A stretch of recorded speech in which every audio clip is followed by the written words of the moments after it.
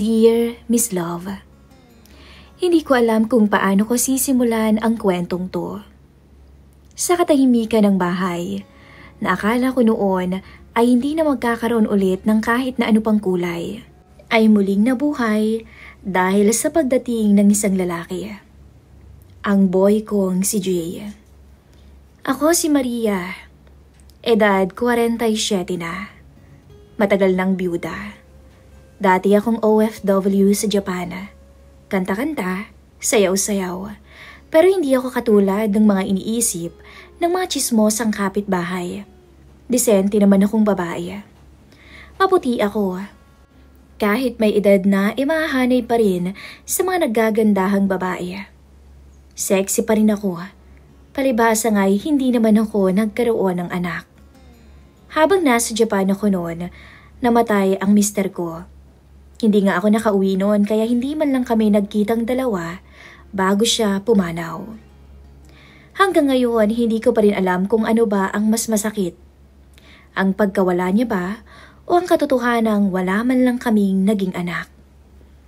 Pagbalik ko sa Pilipinas, nag-for good na ako dahil may edad na rin naman ako noon. Wala na rin naman akong ibang bubuhayin pa kundi ang sarili ko na lamang. May naipundar naman akong malaking bahay, sasakyan at sariling negosyo. Sa ngayon maganda ang buhay ko. Kaya kahit nasa bahay lamang, may dumadating na pera dahil na rin sa mga naipagawa kong paupahan. Matagal-tagal na ring panahon na namuhay akong mag-isa. Maraming nag-alok na manligaw. May mga nagpaparamdam pa rin hanggang ngayon. Pero ewan ko ba, hindi ko na iniintindi. Iniisip ko noon, siguro sapat nang kasama ko na lamang ang sarili ko. Pero Miss Love, nagbago ho ang lahat nang dumating sa bahay ko ang isang binata. Si Jay, 29 anyos. Pamangkin ng kaibigan kong si Bebang na nasa kabilang bayan. Noong una, plano ko lang kumuha ng stay out na tagalinis.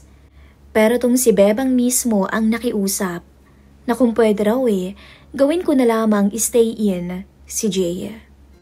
Mabait yan Maria, sabi niya, masipag, gwapo din. Biro pa niya nun. Wala naman akong dahilan para tumanggi, kaya pumayag na ako sa kanya. 3 buwan ko nang kasama ngayon sa bahay si Jay. At 3 buwan ko na rin sinusubukang intindihin ang kakaibang presensya niya. Hindi ko inaasahan ng isang tahimik at magalang na binata ay makakabigay ng ganitong klaseng epekto sa akin. Hindi naman ako bagets. Hindi rin ako naghahanap. Pero ang katawan minsan may sariling isip. At ang puso unti-unti ring nagigising kahit pilit kong kinakalma. Si Jay ang gumigising ng maaga para magwalis ng bakuran. Siya ang nag-aayos ng mga halaman ko tuwing hapon, tagabuhat, tagakumpuni kung may kailangang ayusin. At minsan, kahit hindi ko naman inuutos, kusa niyang ginagawa ang mga bagay na hirap na rin akong gawin. Pero may isang bagay na hindi ko pa rin makuha-kuha hanggang ngayon, Miss Love. Napakahilig niya na walang suot na pangtaas. Halos araw-araw ganun ang nakikita ko sa kanya. Pag naglilinis sa labas, walang damit. Pag nag-aayos ng gripo o kahit ng ano sa loob ng bahay. At kahit ilang beses ko pang sabihin, baka masabihan siya ng ibang kapitbahay. Tatawa lang siya at sasabihin niya sa akin, mainit ho kasi Ma'am Maria Natatawa niyang sagot. At saka sanay naman po akong ganito sa probinsya. Gusto ko ang sabihin na kung sanay siya, ako hindi sanay. Kaso, hindi ko naman magawa, Miss Love. Kasi nag-e-enjoy din naman ako sa nakikita ko. Maganda naman kasi ang pangangatawan ni Jay. Hindi ko naman maitatanggi yun. And beside, alam ko naman na ganyan talaga ang mga lalaki. Lumabas ka nga lang ng kanto, naggalat ang mga lalaking nakasampay ang damit sa balikat. Sadya lang siguro na iba ang epekto sa akin ni Jay. Hindi ko alam kung ako lang ba o talagang sinasadya ng tadhana na mahuli ko siyang tumitingin sa akin. Yung tipong sulyap na mabilis lang, pero alam mong hindi aksidente. Minsan nga habang nagkakape ako, ramdam ko ang tingin niya mula sa may hagdan. Pag nagluluto ako, para bang nasa likod ko lang siya palagi. Tahimik pero naroon. Hindi naman yung bastos, pero may kung anong init na hindi ko alam kung saan ba nanggagaling. At ako, na matagal nang walang kasama, hindi ko rin maiwasang mapatingin din sa kanya. Isang hapon, habang nagdidilig ako ng halaman, lumapit siya para kunin ang hose. Pawisan siya noon, wala na namang pangtaas. Kitang-kita ang ganda ng kanyang katawan. Ang linya ng abs niya at ang ngiting parang wala siyang kamalay-malay kung ano ba ang nagagawa niya si isang katulad kong matagal nang walang lalaki sa buhay. Ma'am Maria, ako na ho dyan. Tapos ko naman na yung ginagawa ko sa likod eh. Sabi niya habang dahan-dahang kinukuha ang hawak ko. Napatingin ako sa braso niya. Ang lalaki, ang firm, halatang batak sa trabaho. Naku Jay, baka naman maging baldado na ako niyan. Lahat na lang ng ginagawa ko dito kinukuha mo. Ayoko lang ho kayong mapagod, Ma'am Maria. Hindi ko alam kung bakit bigla kong naramdaman ang pagbilis ng tibok ng dibdib ko. Parang sobra naman yata kung ganyan magsalita ang isang binata. Pero sa totoo lang, Miss Love, sa mga simpleng linyahan niya, doon ako kinikilig. At doon ako unang kinabahan sa sarili ko. Dahil unti-unti yata akong nauhulog sa kanya. Simula noon, madalas na doon ako tumatambay sa kusina kapag alam kong nag-aayos siya sa sala. Kapag naman may kailangan akong utos, sinisigurado kong hindi ako masyadong lumalapit. Pero kahit ganoon, may mga sandali pa rin hindi ko inaasahang mangyayari. Hanggang isang gabi, may bagyo noon. Ang balita, 8:00 ang dating. Habang kumakain kami ng gabihan, bigla nang namatay ang ilaw. May narinig pa kaming malakas na kalabog sa likod bahay. Agad tong tiningnan ni Jay, at kahit madilim, sumunod ako. Sa lakas na ng hangin noon, bumagsak pala yung lumang istante na nasa bodega. Naisip naming tingnan at ayusin kahit papaano para hindi mabasa yung mga kahon na nandoon. Sa gitna ng ulan, hawak ko yung flashlight. Hanggang sa tinamaan yung braso ko ng bakal na nakakabit sa istante. Nasugatan ho ba kayo? Tanong niya. Hindi ko alam kung dahil ba sa dilim o dahil sa pag-aalala, pero bigla niyang hinawakan ang braso ko. Mainit ang kamay niya sa malamig na hangin. Malakas din ang tibok ng puso niya. Ramdam ko kahit hindi kami magkadikit ng husto. Ako na ho dito, baka mapano pa kayo eh. Pumasok na ho kayo sa loob, sabi niya. Tumango naman ako, pero hindi naman ako umalis. Sa hindi ko maipaliwanag na dahilan, parang ayokong tanggalin ang kamay niya sa braso ko. At doon ko napagtanto ang isang bagay sa sarili ko. Hindi na yata normal yung nararamdaman ko para sa binata. Hindi na ito simpleng pagtingin.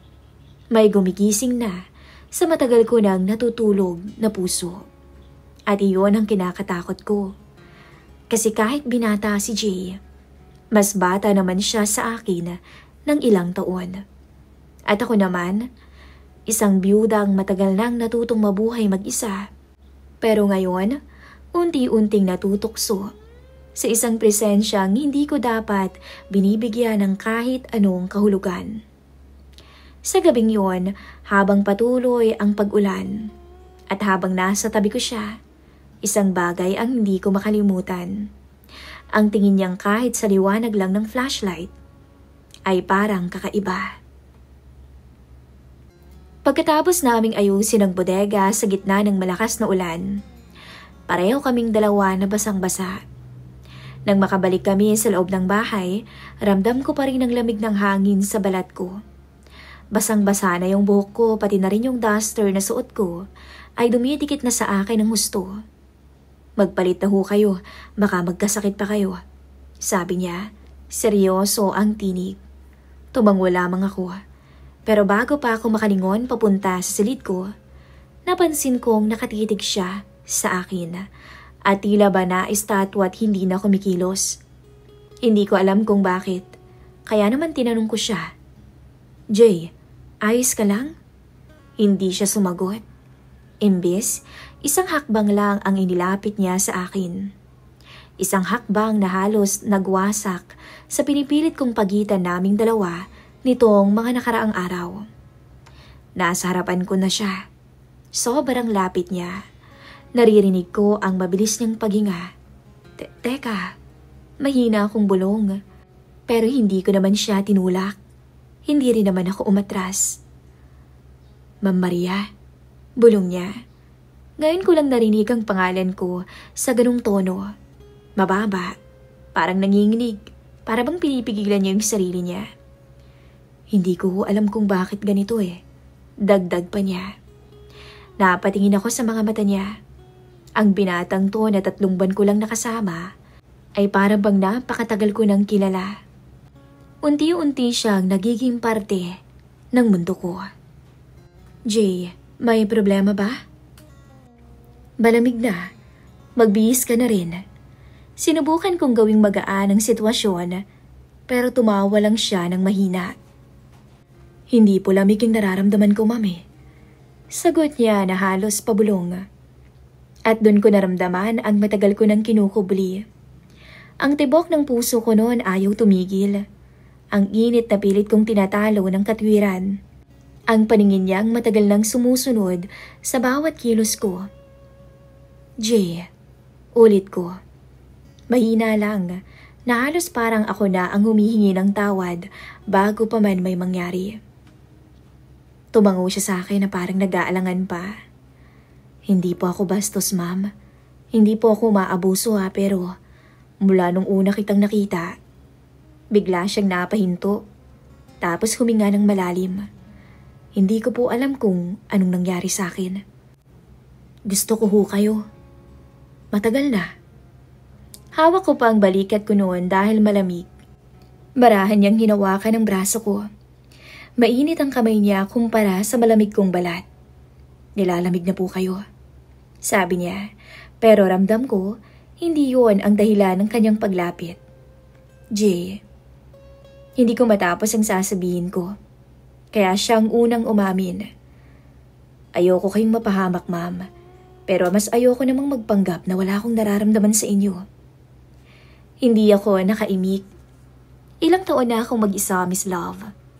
At ngayong may umaamin ng kanyang nararamdaman sa akin, tila bigla akong natakot. Siguro kasi baka husgahan kami. Ako, matanda sa kanya. Dahan-dahan niyang nilapit ang kamay niya sa pisngi ko. At doon ako kumilos. Ako mismo ang humawak sa kamay niya. Hinila ang kamay niya papalapit sa pisngi ko. Hindi ko alam kung saan ako humugot ng tapang.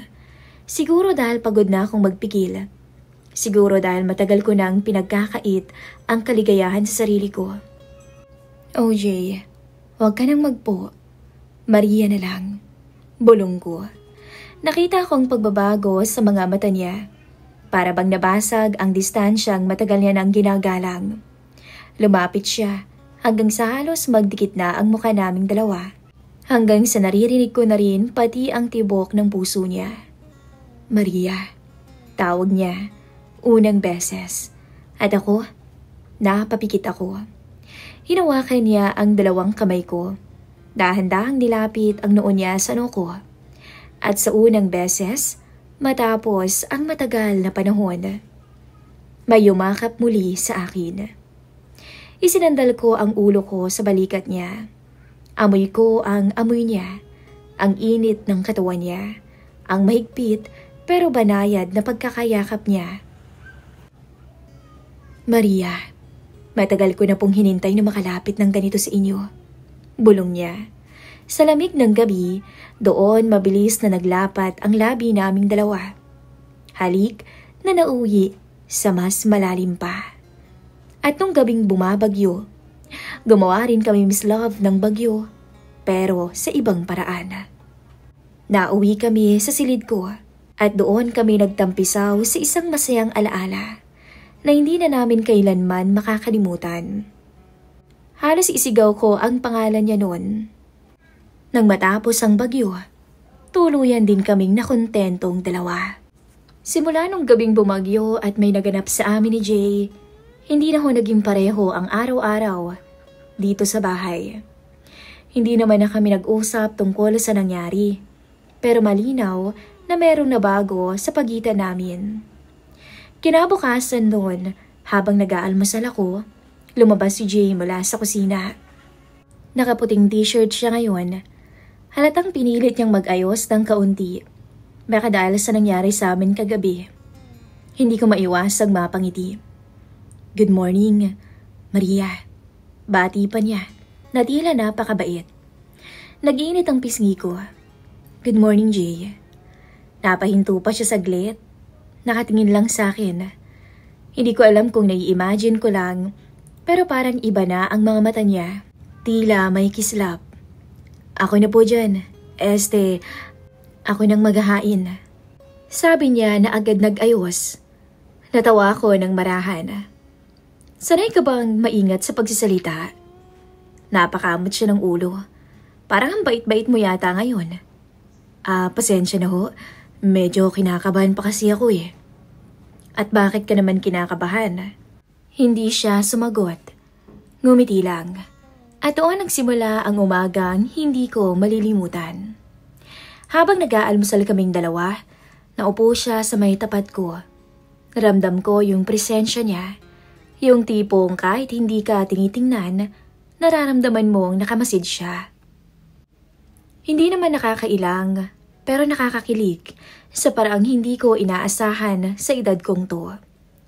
Napansin kong tuwing titingin ako sa kanya, mabilis siyang iiwas. Para bang siya ang nahihiya ngayon. "Jay?" Tawag ko. "May iniisip ka ba?" Umiling siya pero halatang may tinatago. "Wala po, wala Maria." Tumaas naman ang kilay ko. "Mukhang meron." Huminga siya ng malalim. Tsaka tumingin sa akin ng diretso. Iniisip ko lang ho, kung okay lang sa inyo yung nangyari kagabi." Napatigil ako. Hindi ko alam kung dapat ba akong kabahan o matuwa. Pero totoo ang sagot ko. Okay lang," sabi ko. "Hindi naman masama ang nangyari. Binata ka naman, di ba? Wala ka naman sigurong asawa sa labas." Nagiba ang mukha niya. Naku, wala ho. Parang gumaan ang itsura niya, na para bang nabunutan ng tinik. At doon siya ngumiti. Hindi yung pilyo, hindi maloko, kundi sincere. Ganun pala siya ngumiti kapag tunay. "Masaya ako," bulong niya. At doon ko nalaman na hindi lang pala ako ang masaya, pati siya. Pagkatapos ng almusal, nagwalis ako sa sala. Pero bago pa ako makapagsimulang magligpit ng mga kalat, nilapitan niya ako mula sa likod ko. "Maria, baka mabigat naman yung ginagawa mo. Ako na." "Teka nga," sabi ko, tapos tinaasan ko siya ng kilay. "Mabigat bang pag-uwalis?" Natawa siya sa kanyang sarili. Tapos bigla niyang hinawakan ng kamay ko. "Sus, yan lang naman pala yung gusto mong gawin eh. May pamabigat-mabigat ka pa." Natawa na naman siya. Yung pigil na kilig na mahalata na naman sa ngiti niya. "Alam mo ba, nung unang kita ko sa'yo dito, sabi ko sa sarili ko, sana wala kang asawa." Napatingin ako sa kanya. "At bakit?"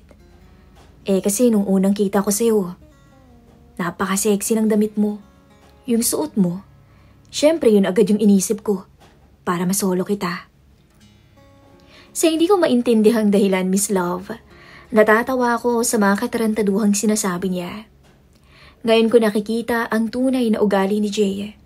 Ang kakulitan niya, ang sense of humor niya. Kuwela pala siyang kausap. Kinagabihan, nasa sala ako. Tahimik ang buong bahay. Naririnig ko lang ang mahihinang patak ng ulan sa labas. Siguro dahil sa ambience o dahil sa lamig ng panahon, hindi ko alam. Pero para bang may kung anong hinihintay ang puso ko. At dumating yon nang biglang pumasok si Jay mula sa kusina. Hawak ang isang tasa ng mainit na kape.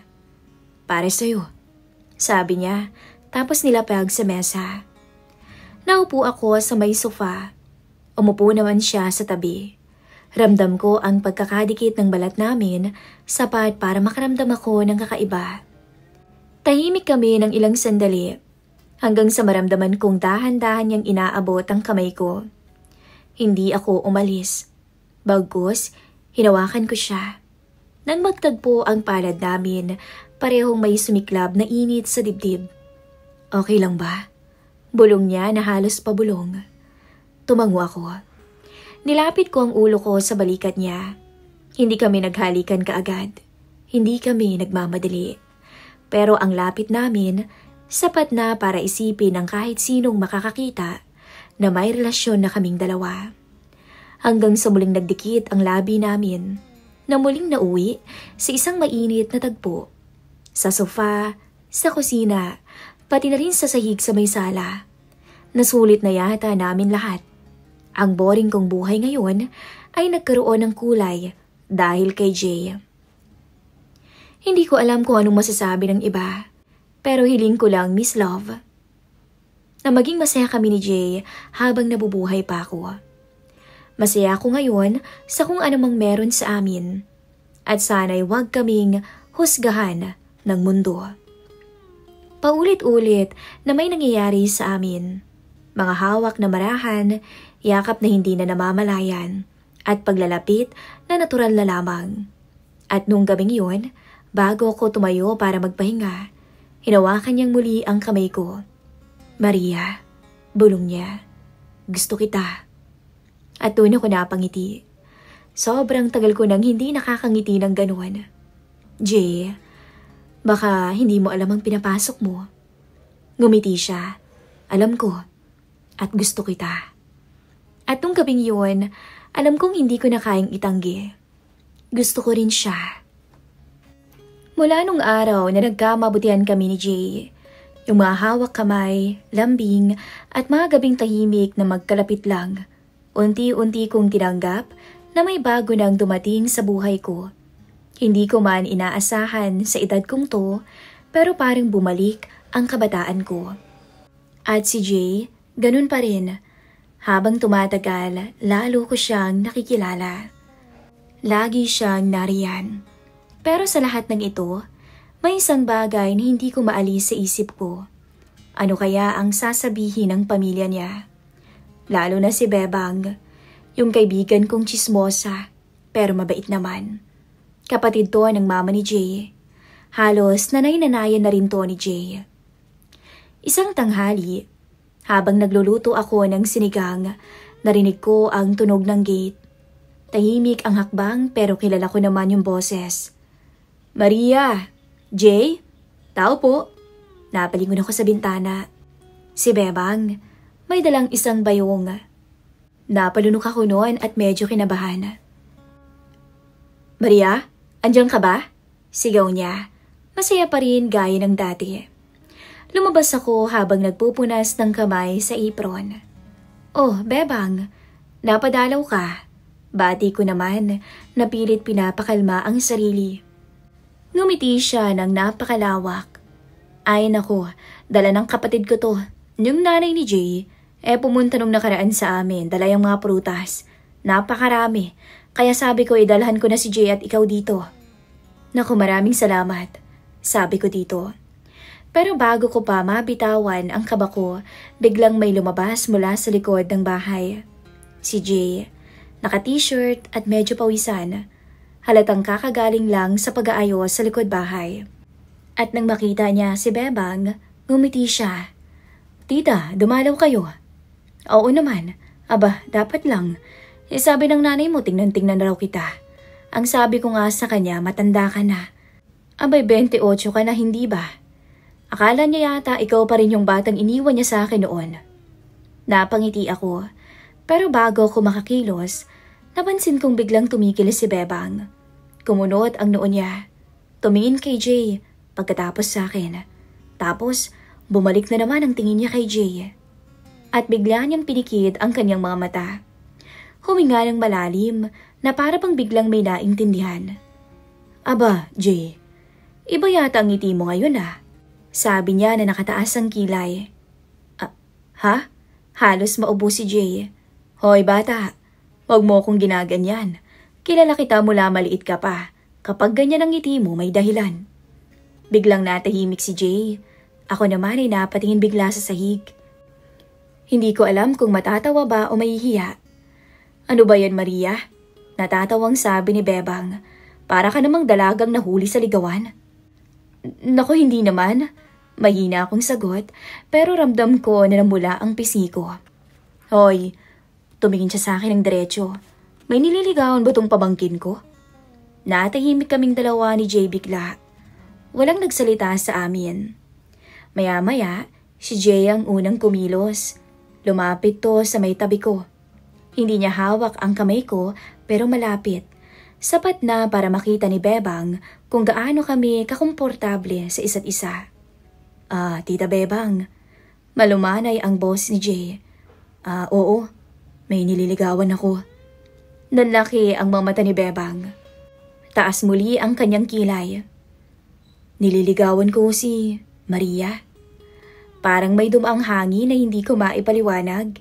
Bigla akong kinabahan at hindi ako makapagsalita. Hindi ko naman kasi inaasahan na sasabihin niya ito ng ganun kadiretso.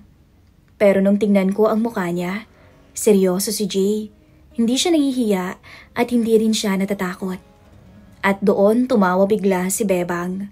Hindi lang basta tawa ha, yung malakas na tawa na para bang matagal nang gustong lumabas.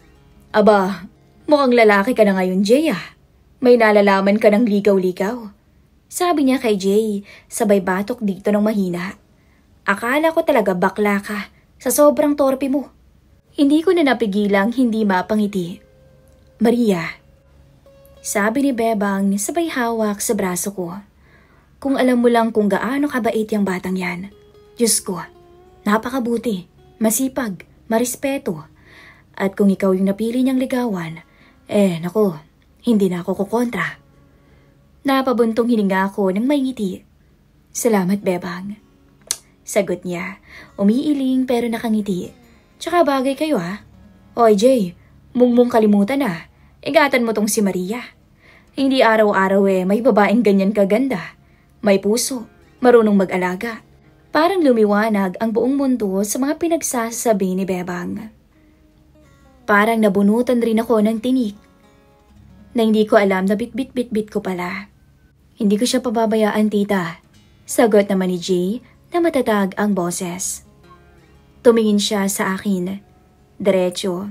Nagniningning ang mga mata niya na hindi ko makalimutan. Hindi ko siya iiwan. Pagalis ni Bebang, maganda o magaan ang pakiramdam ko.